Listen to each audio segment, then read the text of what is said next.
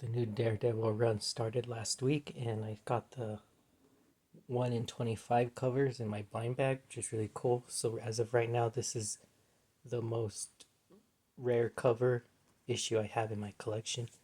But I'll say for our first issue, this is off to a pretty good start. I just wanted to say that we get two looks at the brand new villain, one at the very beginning and then another at the very end. But I really like the setup and what this villain is talking about, and how the villain says, "He who looks without sight will see too much." I really like that a lot. But this is a cool new villain.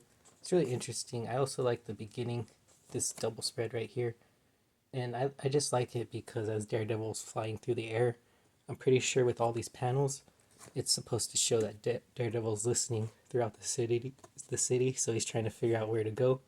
And then he hears someone pull a gun, so he goes there. And I'd also like the panel right here that shows his fist going through.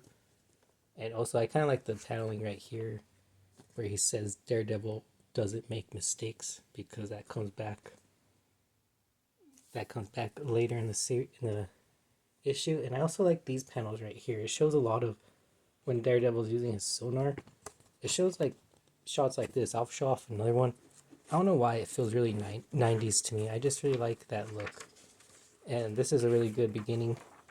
Good setup. It shows Matt Murdock as he's a teacher now. I'm just confused because it goes back and forth.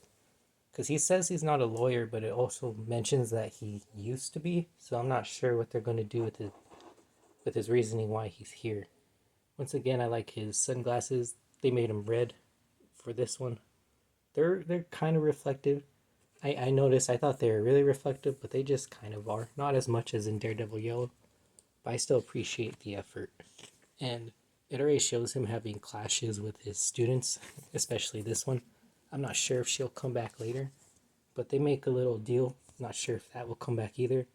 But I do like the classroom setting. I don't mind it. I know a lot of people had a problem with him being a teacher instead of a lawyer. I actually don't mind. I feel like if this series goes on long enough, we'll probably get what's it called? What, Nelson and Murdoch? I think that's their official name. I think we'll eventually build up to that.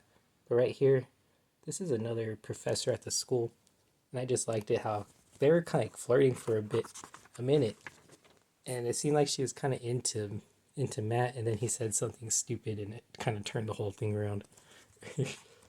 But who knows if she? I heard some people say that they think she's gonna be a villain or play a major part. I think this dude is gonna be someone. I'm not sure who. I don't know a lot about Daredevil because this is pretty much my second story. My first one was Daredevil Yellow. So I already have the origin down, but here we see Matt's meeting with a college friend, he says. He does mention Foggy, but Foggy's, I guess, not around.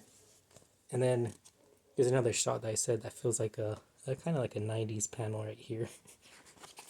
And then, of course, we get some more of him jumping in, easily, easily beating these guys. But, oh, this is cool right here because you kind of get like an idea of what this Daredevil has been through.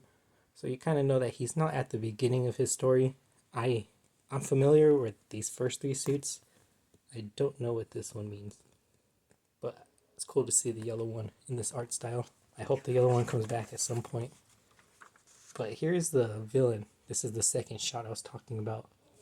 And it's really interesting because Daredevil doesn't hear him at first.